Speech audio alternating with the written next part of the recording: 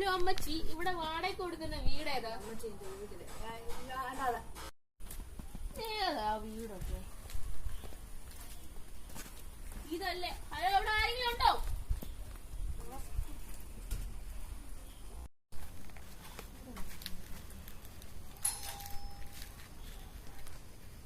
അല്ല, അവിടെ ആരുമില്ലേ?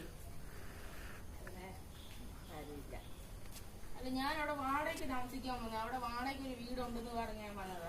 അവിടുത്തെ അമ്മച്ചി പറഞ്ഞതാണ് ഇവിടെ വീടെന്ന്.